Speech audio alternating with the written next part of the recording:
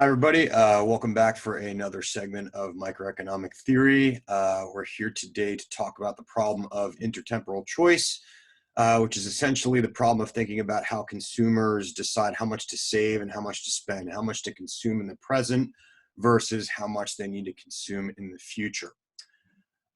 This particular type of problem is a little bit related to what we talked about in the last segment, which was the labor-leisure choice model. Now, in that particular model, the particular problem we had dealt with was entirely static.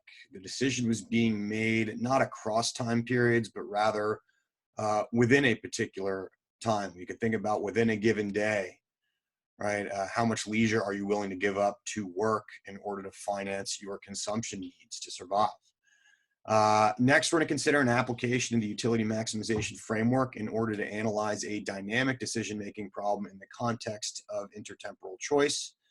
And we're going to think again about answering this question: how much should I consume today relative to tomorrow, or in the present relative to the future? If I consume more now, that means I've used up some of my resources. I'm going to have fewer of them later.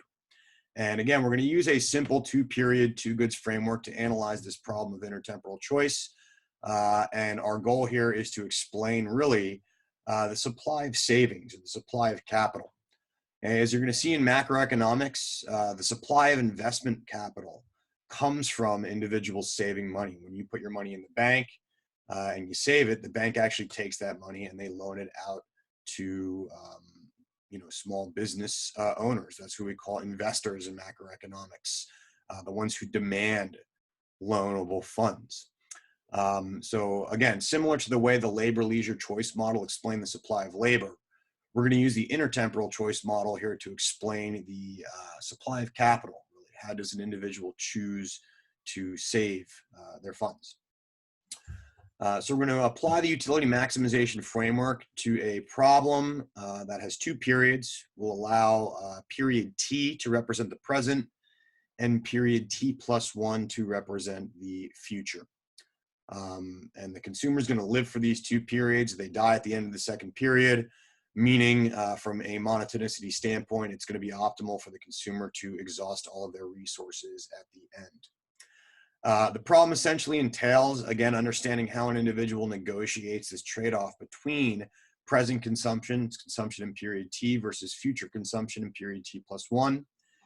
And rather than bringing the machinery with us from the labor-leisure choice model, right, where income was generated from us making that trade-off decision, we're going to simplify the analysis here and just assume that the consumer is just endowed with some fixed amount of income in each period. This income is non-labor income, so it's not generated from them working. We're not going to consider that aspect of decision-making in this framework here. We're going to isolate specifically our analysis to that of the intertemporal consumption choice. And as usual, we're going to assume that we have well-defined preferences that can be modeled by a utility function that has all those nice properties: continuous, convex, etc.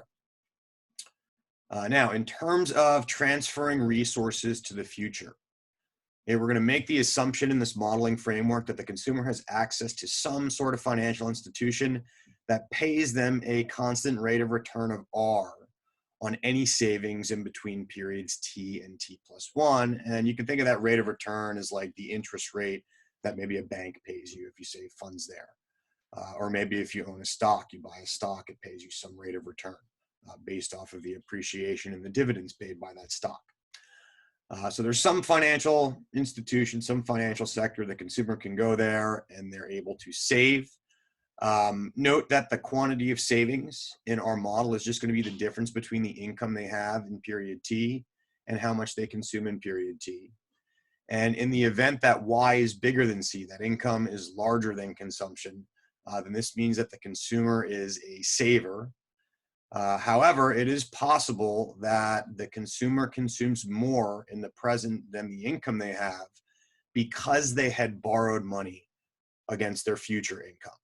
And in this case, the consumer is dissaving, meaning that they are a borrower and that the quantity of saving is negative in this case. For simplicity, we're going to assume that the interest rate that applies to saving is also the same interest rate that applies to borrowing. even though that's not exactly reality, right? You probably get a pretty low savings rate on your own savings account. Yet when you borrow money on your credit account, I bet they charge you a much higher interest rate for those funds.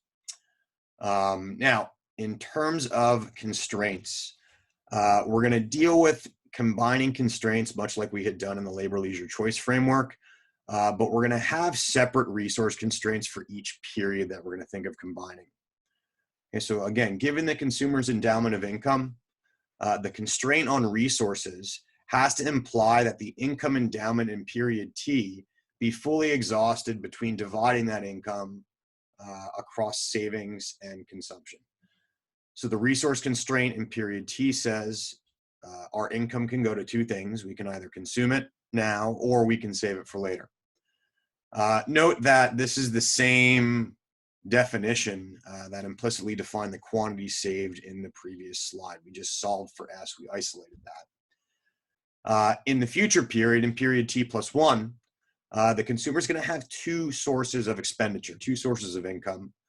They'll have their exogenously given income YT plus 1, but they will also have the amount of money they saved in the first period, in period T, with some additional interest. So the right-hand side of this last expression here says that the total amount of expenditure that's possible is the amount we saved in the first period with interest, plus the amount of income we're endowed with YT plus 1.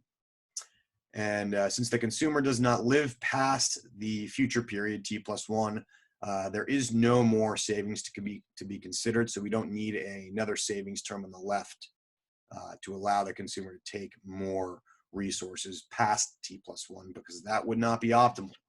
If they saved more and then they died and they could have spent more, that means they could have been better off, right? The utility function is monotonic. So again, in the last period, the consumer should exhaust all of their resources. So we have these two resource constraints. What we're going to do in a moment here is we're going to combine the two resource constraints to generate what is known as the intertemporal budget constraint. So the intertemporal budget constraint, we're going to get this again by combining both resource constraints in a way where we're going to eliminate that variable S, the quantity of savings.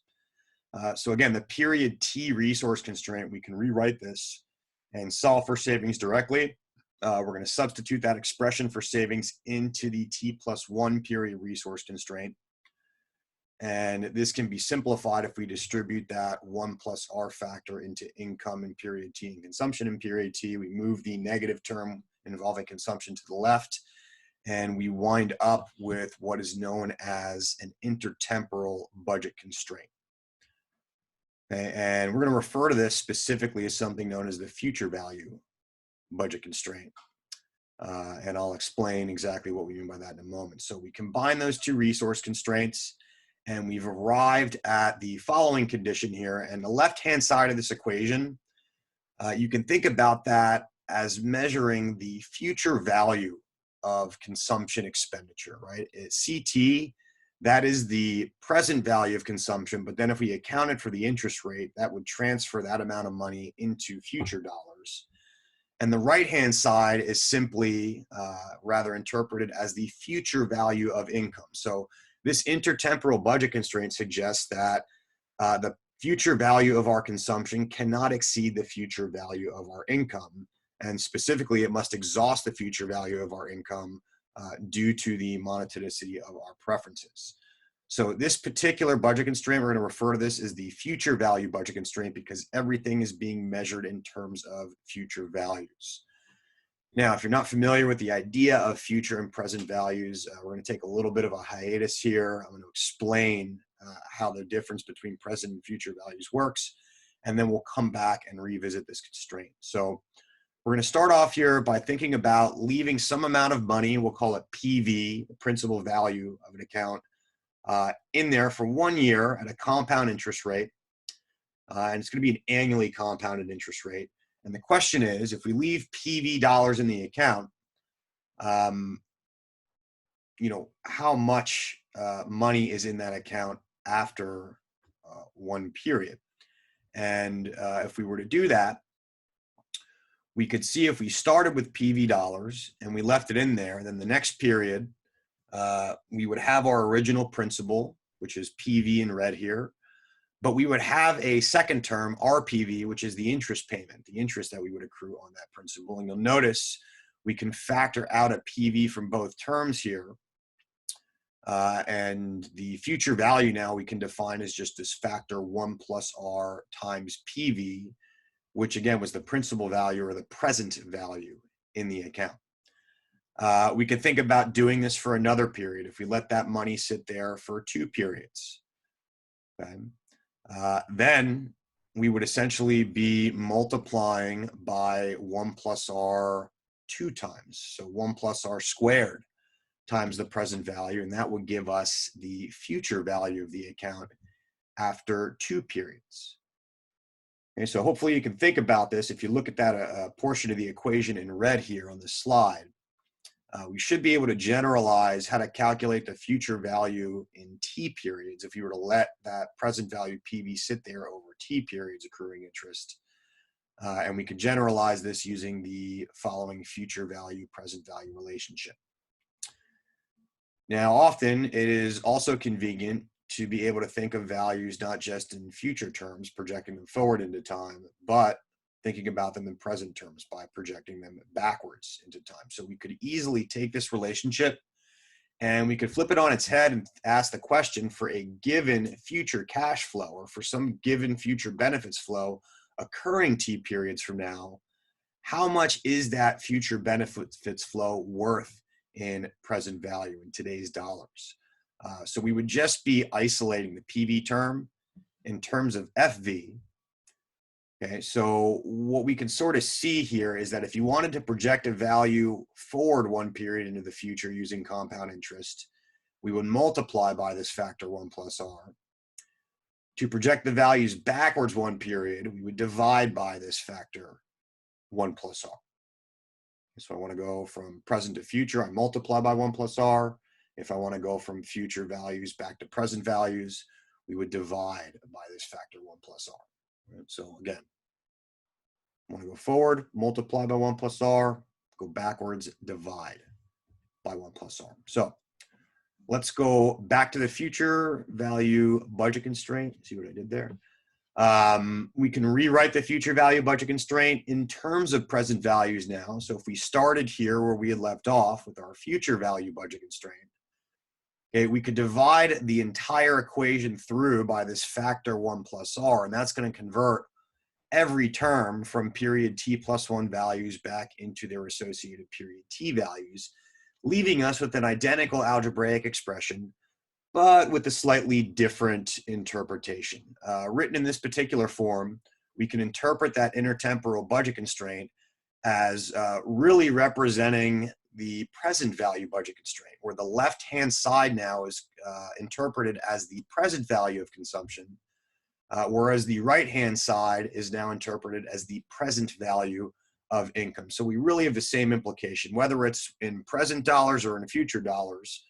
Your consumption cannot exceed your income, right? And that's a basic standard definition of a budget constraint. In some situations, it's more convenient to work with one than the others, and we'll come across that in a moment. So again, that present value budget constraint involved us dividing the the T plus 1 period terms by 1 plus R. The future value budget constraint involved us multiplying the T subscript terms by 1 plus R.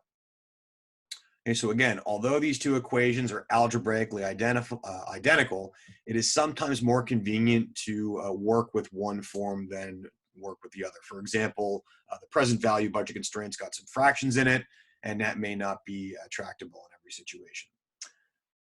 So we're going to start right now with the future value budget constraint.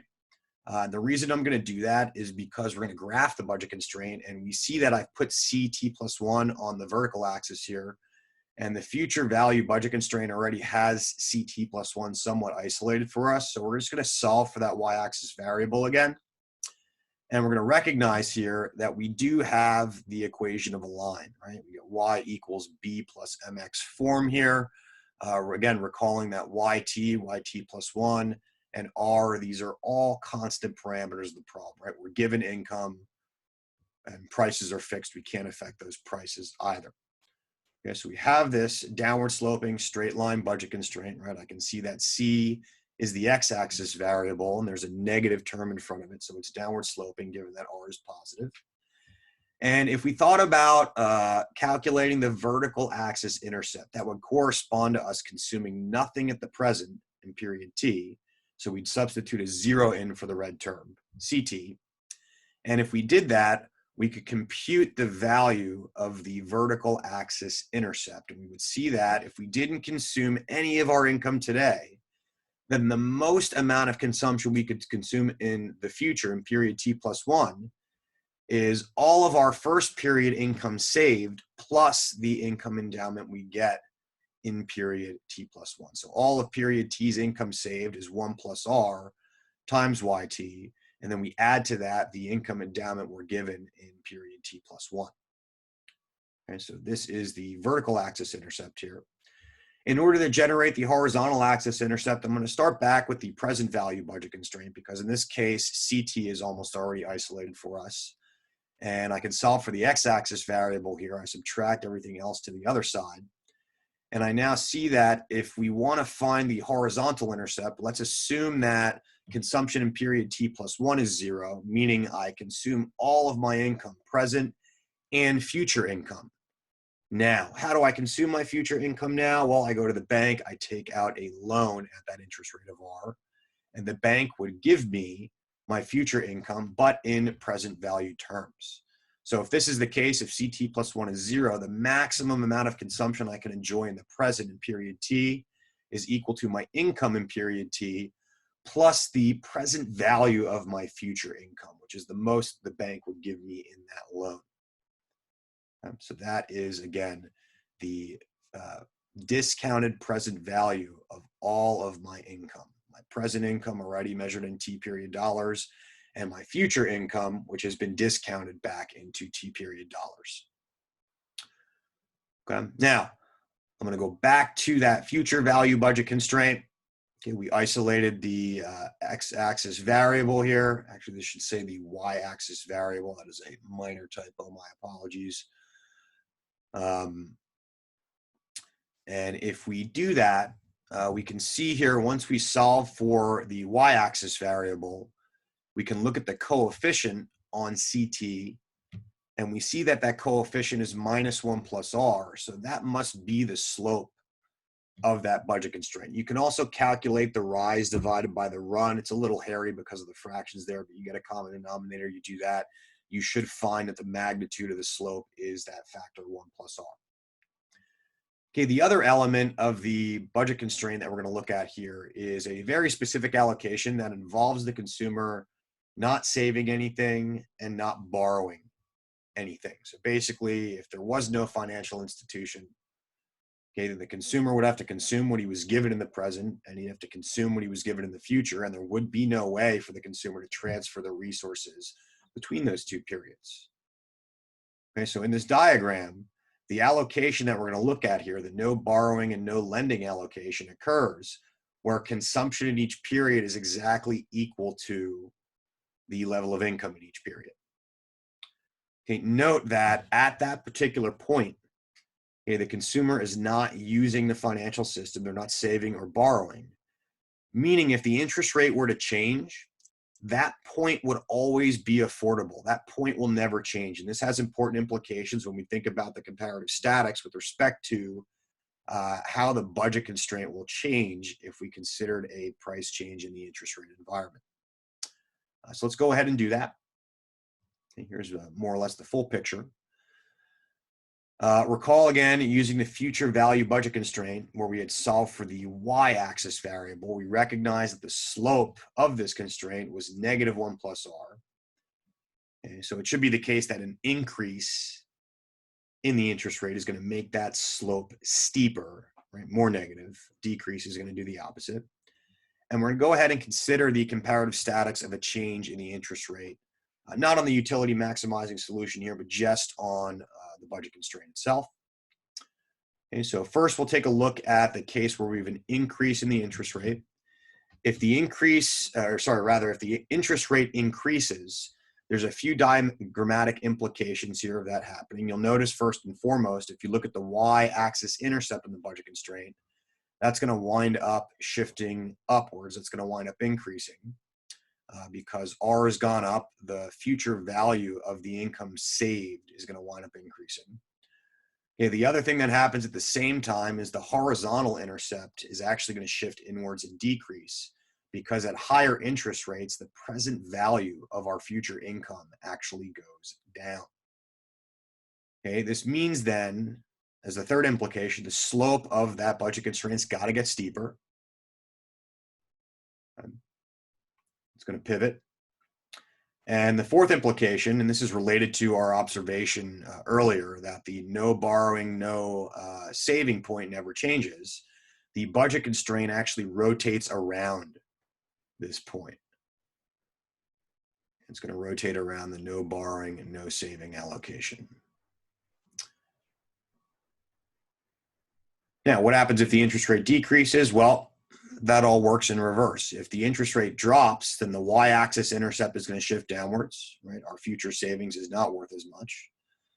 Okay? If the interest rate drops, that means the size of the loan we could take out now is going to be even bigger in the first period. So that means our present value income is going to increase in period T.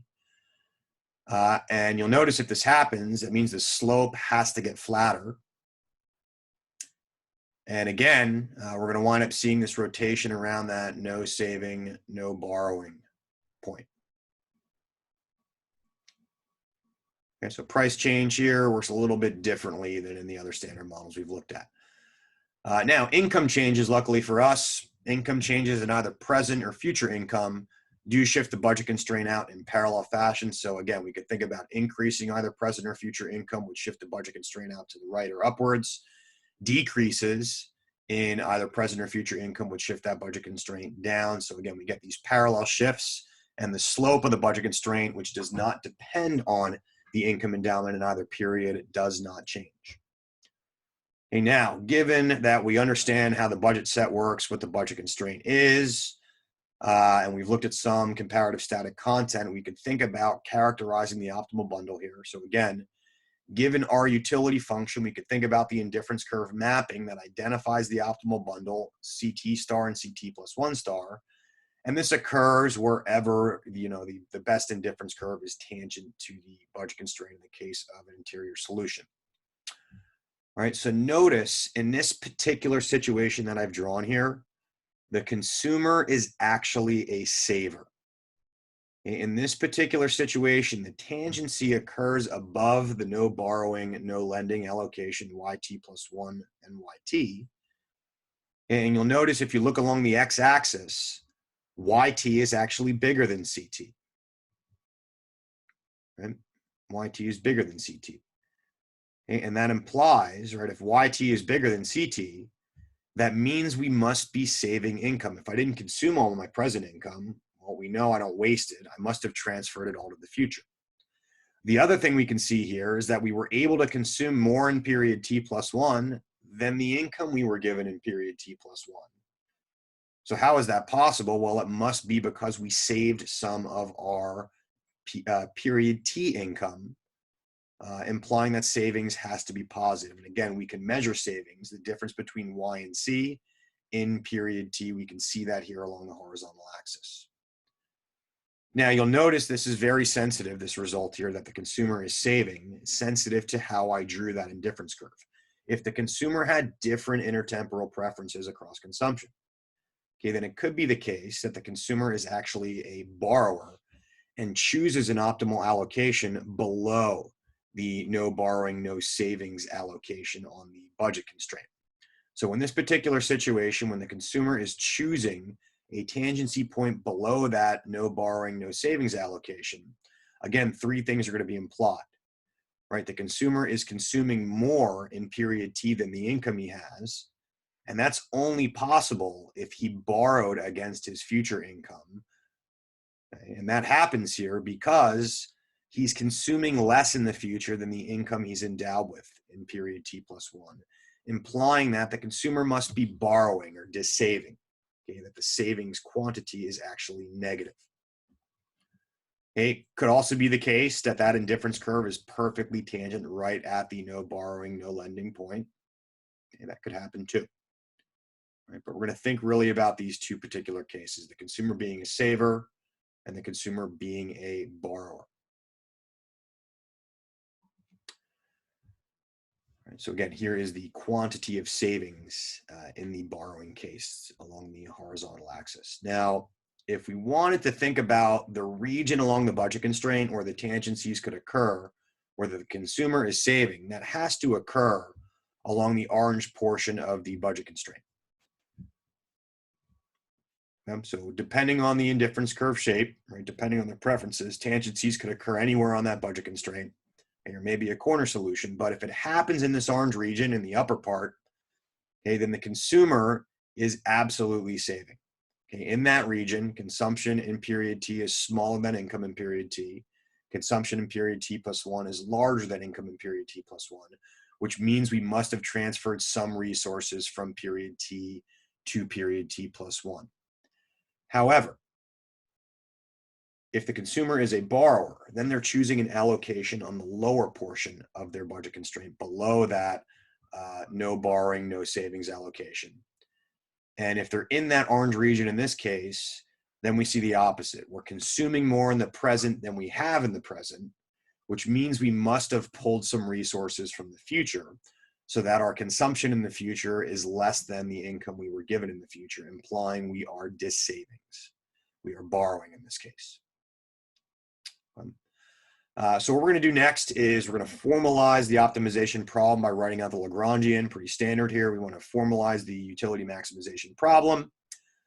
And I'm going to do this using the future value budget constraint, but you could also have used the present value budget constraint. You will get the same set of first order conditions and it'll identify the exact same solution. So I proceed with the future value budget constraint. And here is the optimization problem. Note we have 3 choice variables, consumption in each period and our multiplier. Okay, note that if we wanted to, we could have done this prior to combining the resource constraints, similar as we saw in the labor leisure choice framework. Okay, the only difference would be now is we actually have this extra choice variable to deal with, and that is the quantity of savings. And we would have, again, multiple Lagrange multipliers, multiple constraints to deal with. I would have my constraint for period T resources, as well as my constraint for period T plus 1 resources. Okay, so we're going to go ahead and proceed by solving the top problem formulation here, where we're going to have 3 first order conditions to deal with instead of 5.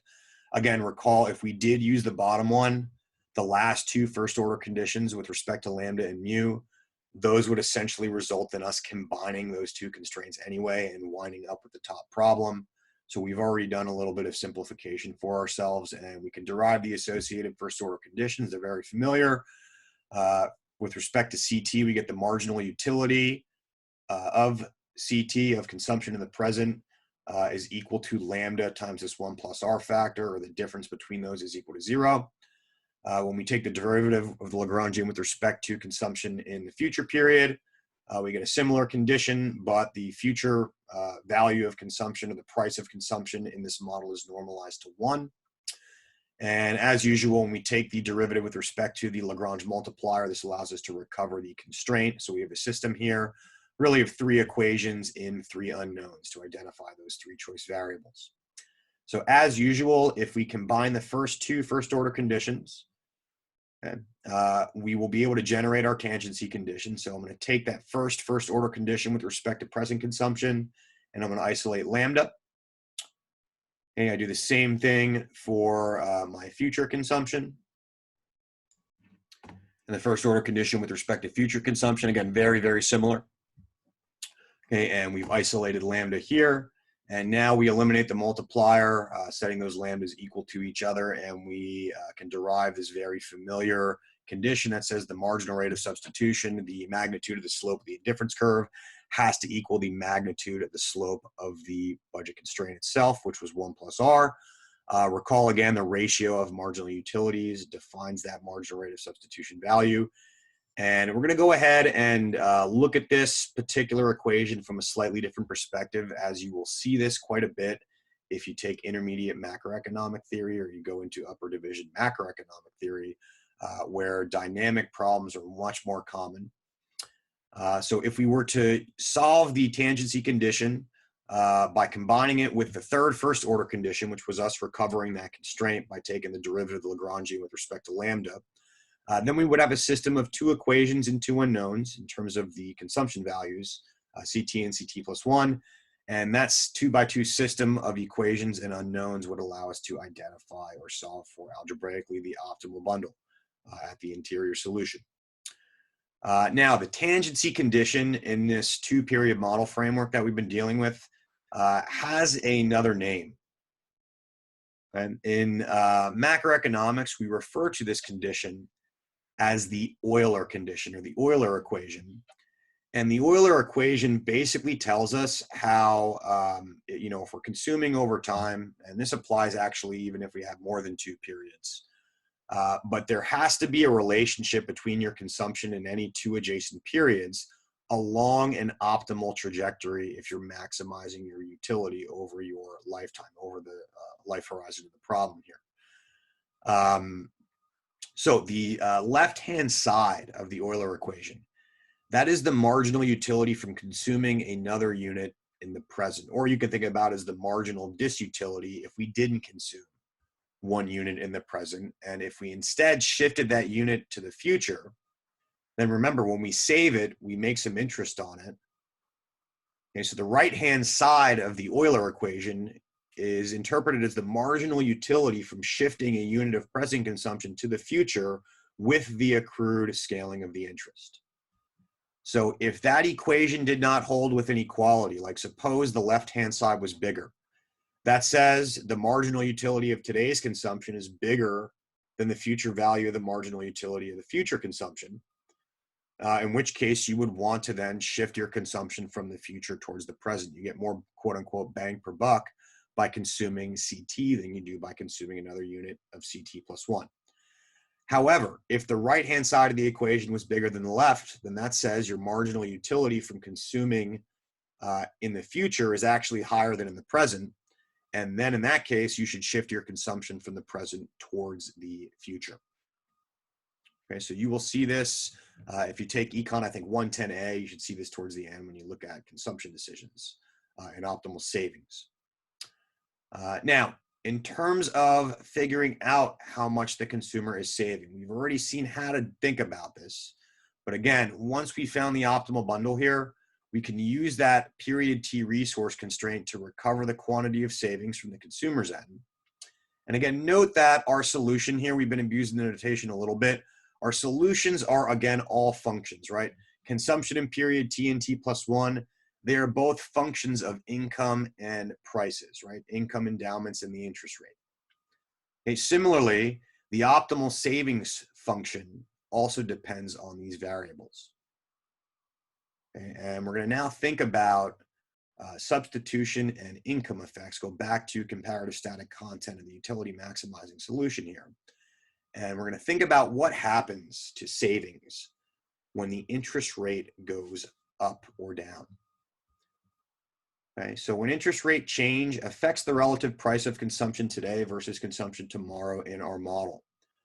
When the interest rate increases, the substitution effect suggests that the price of consumption today is now more expensive, meaning future consumption is more attractive. So saving our income for the future winds up being what we will want to do in terms of the substitution effect and the incentive change from the change in relative prices of the interest rate here. If the interest rate decreases, then the substitution effect works in the opposite direction, and the consumer will choose to save less or potentially borrow more if they were already a borrower. Okay, now the income effect actually is a little bit trickier. Okay, the income effect really depends on whether or not you were a saver or a borrower to begin with. Okay, if you were a saver, okay, and we're going to assume here that consumption is a normal good. It's a pretty standard assumption here. So if you're a saver and the interest rate goes up, okay, remember what happens to your budget constraint. If you're saving, you're at the top part of your budget constraint. So when R goes up, I would argue that means there's going to be even more bundles available for you than there were before. Okay, this turns out not to be true if you're a borrower and the interest rate goes up. If you're borrowing and that goes up, that means the cost of your loan is even more expensive, but we'll come back to that in a minute. Okay, if we have a decreased interest rate, then that means if you were saving, your future savings would be lower, right? So your future purchasing power is in some sense reduced. And again, that would cause the consumer to consume less in the present. And as a consequence, they would be saving more.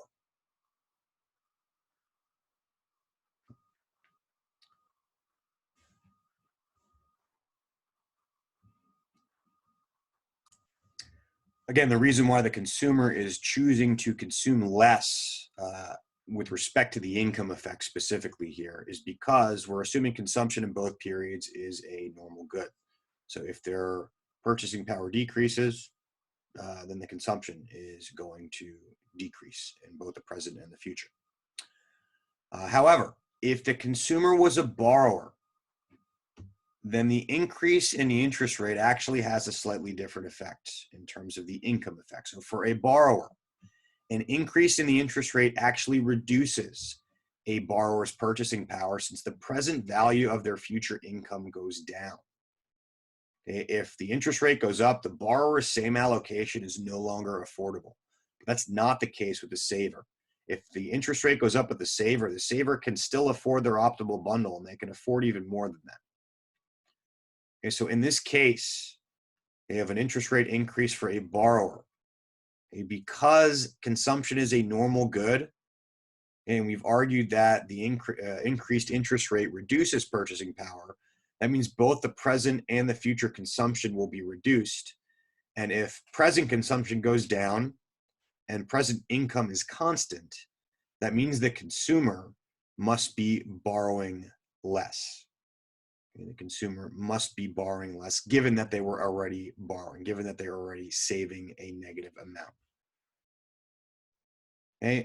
Conversely, a decrease in the interest rate increases a borrower's purchasing power, right? The present value of the loan they could take out goes up.